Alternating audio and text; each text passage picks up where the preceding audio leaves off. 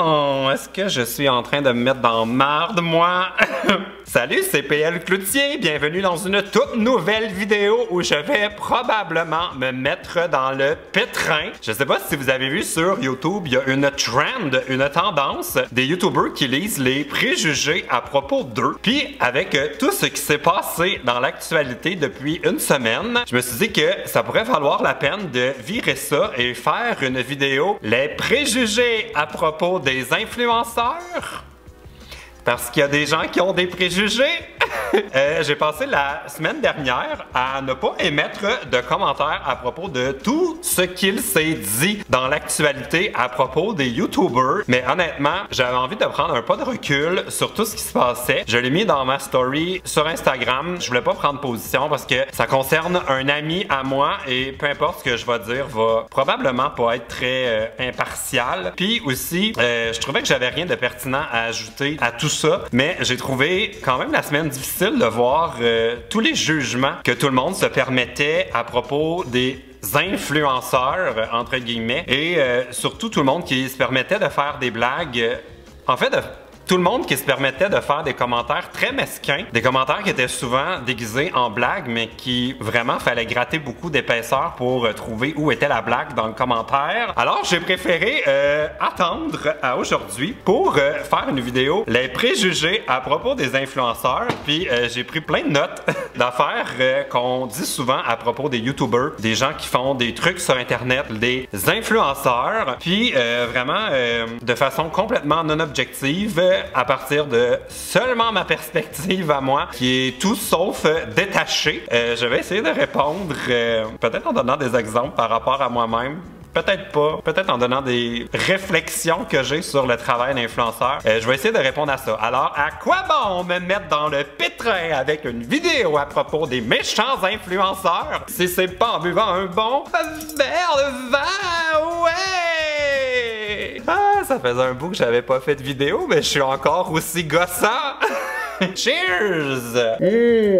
Alors, le premier préjugé à propos des YouTubers, c'est que les YouTubers sont guidounes, qu'ils font que de la publicité, qu'ils sont vraiment faciles. C'est pas un commentaire que j'invente, ça vient d'un tweet de l'animatrice Marie-France Bazot qui a dit, je l'avais mis de côté parce que ça m'avait quand même frappé. Influenceur, définition. Le mot le plus galvaudé du dictionnaire. Métier à la croisée du menteur, du naïf et de la guidoune, au sens figuré. Quelqu'un qui n'aime pas payer son taxi. Bon, ça, c'est un des préjugés qu'on entend beaucoup à propos des YouTubers et des influenceurs, qu'on est des hommes sandwich, qu'on est prêt à tout contre un cachet pour faire de la publicité de des produits qu'on ne connaît pas, qu'on n'a jamais essayé. J'étais plutôt déçu de lire ce commentaire-là. C'est d'ailleurs quelque chose que Marie-France Bazot a répété pendant sa chronique à la radio. Je pense qu'on peut pas dire ça at large des influenceurs. Dans le sens où je connais des influenceurs de tous les genres. Du monde qui font de la publicité, du monde qui en font jamais. Donc, il y a vraiment tous les ranges. T'as du monde qui vont dire oui à des collaborations avec des sites chinois dont on n'a jamais entendu, qu'on sait même pas si c'est vrai, qui vendent quelque chose que des gens vont finalement un jour recevoir. Comme t'en as qui sont hyper stricts. Oui, il y a de la publicité. Est-ce que les influenceurs sont guidounes?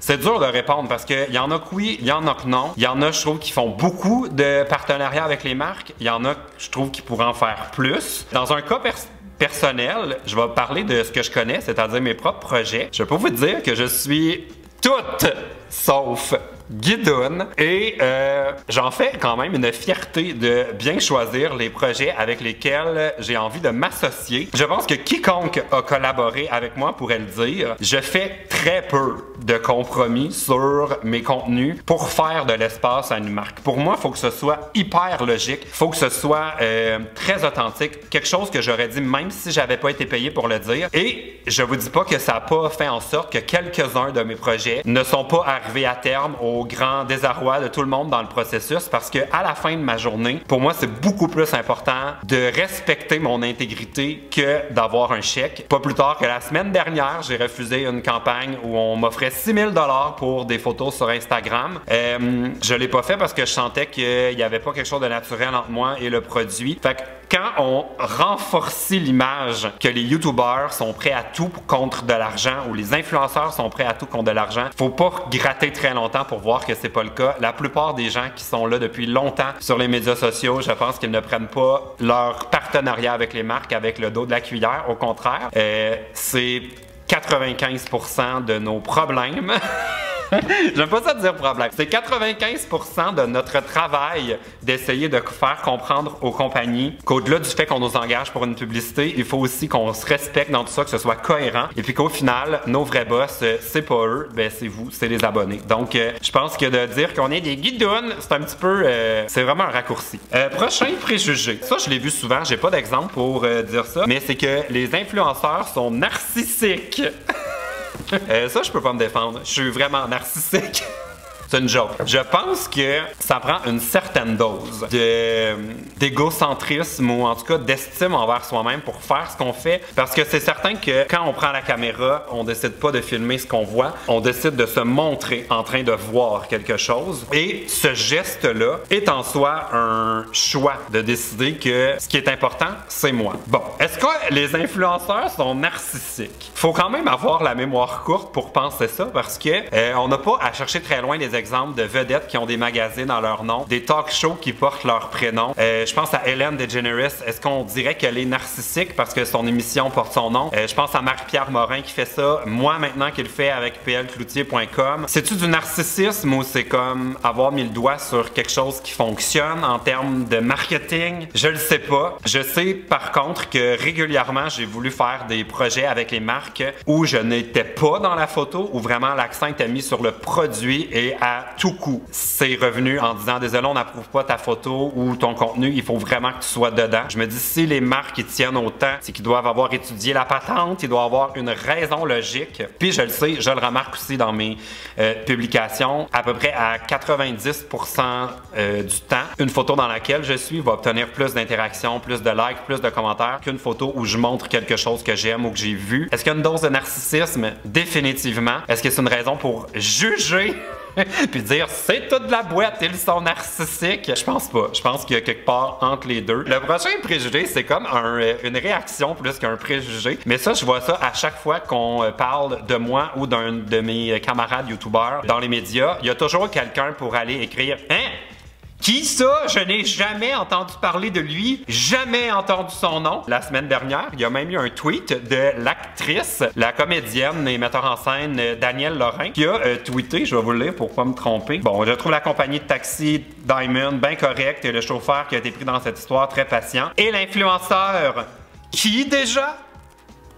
Je trouve ça plate un peu de faire ce commentaire-là parce que pour moi, ça dit deux choses. Comme, un, ça sert à diminuer la personne en la discréditant, en disant qu'elle n'est pas importante, elle ne mérite pas qu'on s'attarde de lui. On lui a inventé un statut qu'elle n'a pas. Je trouve que ça dit ça. Et aussi, je trouve que ça traduit l'absence de curiosité des gens qui écrivent ça, dans le sens où j'ai vu ça sur des billets à propos de PewDiePie, j'ai vu ça à propos de Casey Neistat, plus proche de nous au Québec. Je l'ai vu à propos d'Alicia Moffett. Je veux dire, on parle pas de des gens qui débutent dans le monde du web, là. On dirait que pour moi, si moindrement on cherche à comprendre le milieu du web, P.O. Baudouin, P.L. Cloutier, Alicia Moffett, c'est des noms qu'on va croiser quand même rapidement. Puis c'est pas pour dire qu'on est génial ou whatever, là. C'est complètement ça, YouTube. Chacun a son YouTuber préféré, chacun a son influenceur préféré qu'on connaît.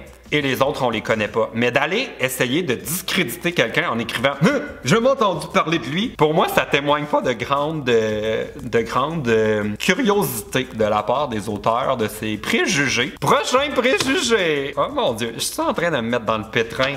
J'espère que non, hein. Je rappelle, ce sont mes opinions, à moi. Vous n'êtes pas obligé de l'être d'accord. D'ailleurs, vous êtes invités à écrire vos opinions dans les commentaires. Mais s'il vous plaît, restez gentils. Même si on est loin de vous sur Internet, on est des vraies personnes humaines avec des sentiments et des émotions et quand on écrit des choses blessantes, ça nous blesse. Bon, ok, je vais prendre une gorgée. Prochain préjugé. Ça c'est quelque chose que j'ai pas vu passer trop la semaine dernière, mais qu'on entend souvent, c'est que les YouTubers sont riches. Riches. Ils font des millions de dollars.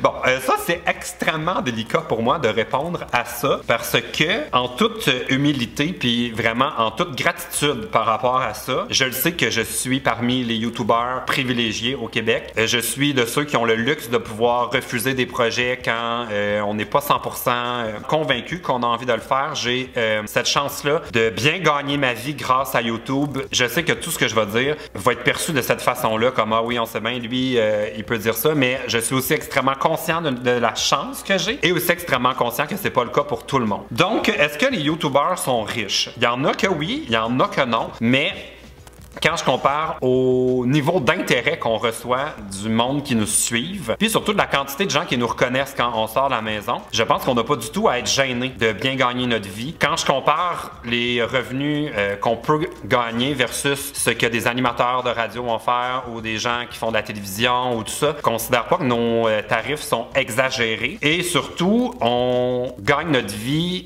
uniquement dans un espace où il n'y a pas de subvention. Donc, je trouve ça injuste un peu d'en vouloir à quelqu'un parce qu'il gagne bien sa vie. D'autant plus que, contrairement à 99% du monde culturel, on est pas mal l'exception où il n'y a pas d'argent des taxes qui sert à payer nos salaires. Donc, on devrait se réjouir de savoir qu'il y a des gens qui réussissent à gagner leur vie. Là, si ça devient de l'envie, de la jalousie, tout ça, pour moi, c'est comme autre chose, mais on dirait que je trouve ça un peu... j'ai de la misère à comprendre pourquoi est-ce qu'on reprocherait à quelqu'un de bien gagner sa vie. Surtout que c'est pas le cas de tout le monde. C'est le cas d'à peu près 0,001% des influenceurs de pouvoir dire qu'ils gagnent bien leur vie. Puis moi, je trouve que le meilleur parallèle, c'est quelqu'un qui l'avait fait... je me rappelle plus c'était dans quelle entrevue, mais il faisait un parallèle entre les influenceurs qui gagnent leur vie et les joueurs de hockey qui gagnent leur vie, dans le sens où il y a des centaines de milliers de personnes qui jouent au hockey. Il y en a à peu près 1000 qui jouent pour la Ligue nationale, peut-être même moins. On peut pas dire que jouer au hockey, c'est nécessairement...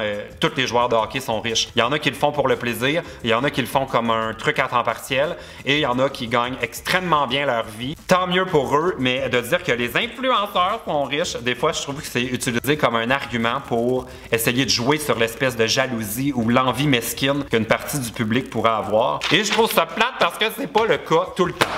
Prochain préjugé. Ah, on l'entend souvent aussi. On a toujours le même commentaire et là, je sais que je vais l'avoir en ce moment. Je sais que quiconque va partager cette vidéo va l'avoir aussi s'il est un influenceur. C'est que les influenceurs ne font pas un vrai métier.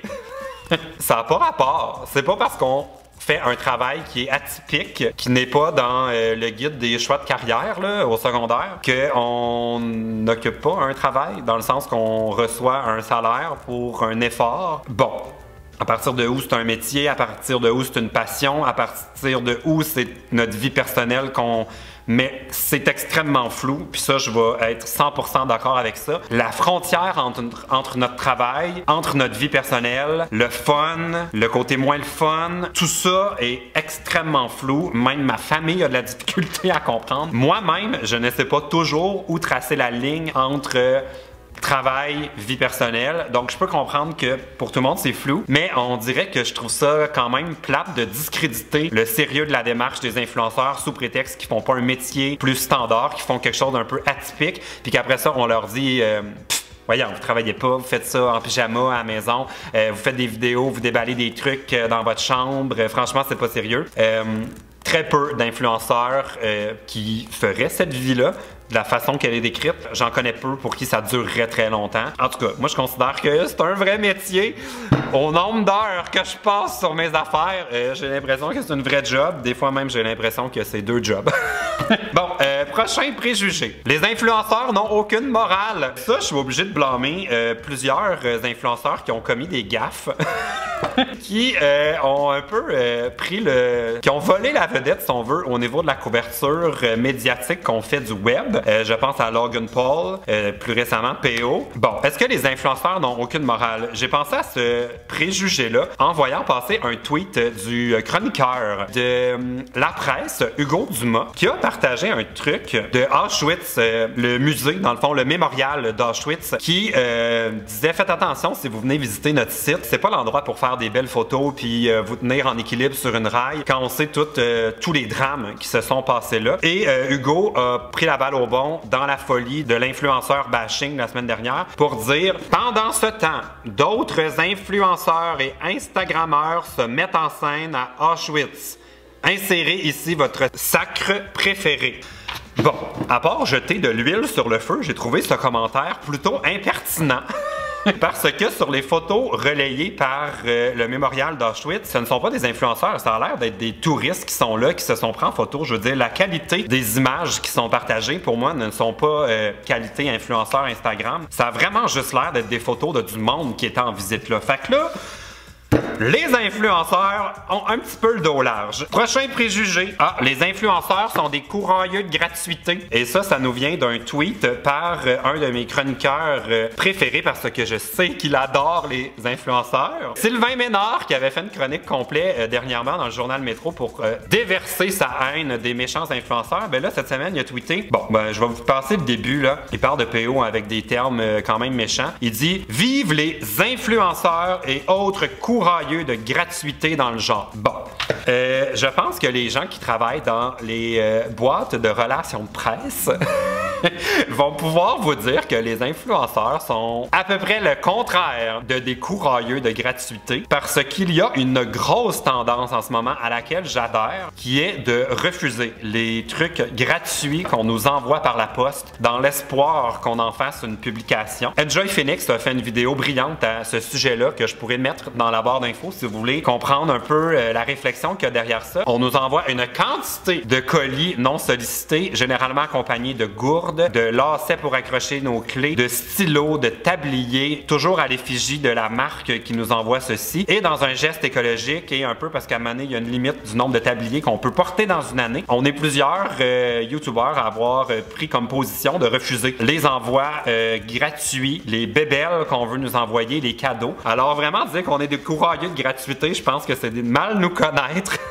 Bon, je vais passer au prochain. Le préjugé qui veut que quand on dit qu'on n'est pas des influenceurs, mais qu'on est des créateurs de contenu, le contenu auquel on fait référence, ce n'est pas du vrai contenu. Et ça, j'ai vu passer ça dernièrement sur la page Facebook de l'humoriste Jean-Sébastien Girard. Il faisait référence à une entrevue qu'il avait eue dans la presse qu'il a partagée. Ça commence par « Tout ceci me déprime au plus haut point ». Puis, il met une citation d'Alicia Moffett qu'elle avait fait dans la presse. Elle préfère d'ailleurs dire qu'elle est une créatrice de contenu plutôt qu'une influenceuse. Et là, il a mis le hashtag contenu pour qu'on comprenne bien qu'il n'était pas d'accord avec ce qu'Alicia disait parce que ça le déprime qu'elle parle de contenu. Bon, ça arrive régulièrement qu'on ne prenne pas au sérieux ce que les influenceurs mettent en ligne parce que pour la plupart, ce qu'on fait, c'est du contenu divertissant. Et je pense que quiconque anime des émissions de divertissement va savoir qu'il y a une élite qui aime dire que ça n'a pas de valeur, que c'est inutile, qu'on devrait faire des vraies choses, que l'humour devrait être engagé, que faire rire pour faire rire, ce n'est pas suffisant. Je ne suis pas de cette école-là, mais j'ai l'impression que le commentaire qu'on soulève dans ce préjugé-là, ça rejoint un peu ça, ce qu'on fait parce que c'est du divertissement, ça n'a pas de valeur. Moi, je suis vraiment du genre de s'il y a un public pour regarder ça, si c'est respectueux, si c'est pas fait au détriment de quelqu'un d'autre, pour moi, c'est valable. Que ce soit de l'information, du divertissement, de l'humour gras, whatever. Si ça fait pas de mal à personne, ça mérite d'exister. Et la beauté du web, c'est que l'espace est quasiment illimité. Donc, si vous aimez pas quelqu'un, suivez-le pas. Il est pas en train d'occuper l'espace médiatique de quelqu'un d'autre. Il est juste en train de faire sa petite affaire, puis allez trouver quelqu'un qui fait le contenu que vous jugez valable, si c'est le terme que vous voulez employer. Le prochain préjugé, ah ben ça là, on l'entend souvent, et Yasmina, sous la publication de Jean-Sébastien Girard, l'a écrit « Depuis quand la vacuité est un contenu ?» et il a 10 LOL react sous son commentaire. Ça rejoint ce que je viens de dire un peu dans le sens où ce qu'on fait, c'est du contenu de divertissement et je pense que pour plusieurs personnes, ça n'a aucune valeur. Et ça, je trouve ça dommage parce que, si on me demande mon opinion, la valeur qu'a le contenu de divertissement, c'est pas nécessairement le contenu en soi, c'est l'émotion que le public ressent quand ils regardent un contenu divertissant. Et pour moi, c'est tout sauf du vide. Je sais pas comment l'expliquer. C'est un peu comme dire de l'amour, c'est du vide. On peut pas dire qu'on peut qualifier une émotion comme quelque chose d'inutile. Fait qu'on dirait que ce commentaire-là, on l'entend tout le temps. Je sais que je convaincrai personne, absolument pas les gens de la petite clique du plateau. Je pense qu'il y a de l'espace pour tous les styles de contenu. Je vais passer au dernier commentaire, au dernier préjugé à propos des influenceurs, parce que là, il me semble que ça fait longtemps que je parle. Le dernier préjugé, c'est de parler des influenceurs comme s'il s'agissait d'une race. Les influenceurs ceci, les influenceurs cela. Il y a très peu de choses en commun entre Squeezie et... qui je pourrais mettre de... Gigi Gorgeous. Le spectre d'influenceurs est extrêmement varié. Il n'y a pas un style d'influenceur, il y en a des millions. Il n'y a pas d'audition à l'entrée, tout le monde peut devenir un influenceur. Ça ouvre la porte à tout, le meilleur comme le pire, mais il n'existe pas les influenceurs. Il y a plusieurs influenceurs. Et puis, j'ai lu un article qui m'a un peu dérangé la semaine dernière. C'est un truc que je peux vous donner. Si vous vous demandez, est-ce que je suis en train d'émettre un préjugé en parlant des influenceurs ou peu importe quel autre groupe, vous n'êtes pas certain s'il y a une blague ou si c'est méchant ou si c'est un commentaire vraiment qui est problématique, je vous conseille de changer le mot par un groupe ethnique, hein, avec les Arabes, les Noirs, les Chinois. Je vais vous lire, pour vous donner un exemple, ce que Simon Jaudoin a écrit dans Le Voir la semaine dernière, dans sa chronique qui s'appelait « Ma vie en connardoscope ». Je vais aussi changer le mot « influenceur » par les Arabes pour que vous compreniez ce que je veux dire. On se dit souvent, devant ces dérives des médias sociaux, qu'il est assez malsain de se mettre à plusieurs pour frapper sur un type qui ne mérite sans doute pas un tel tsunami de moquerie. Je suis d'accord, sauf si c'est un arabe.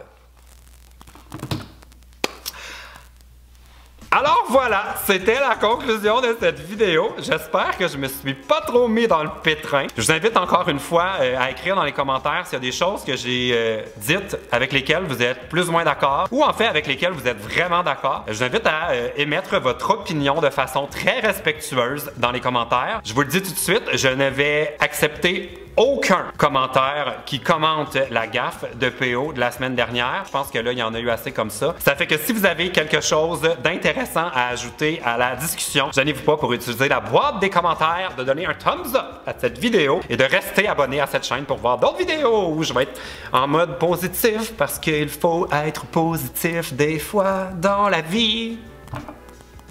C'est cela! OK! Salut!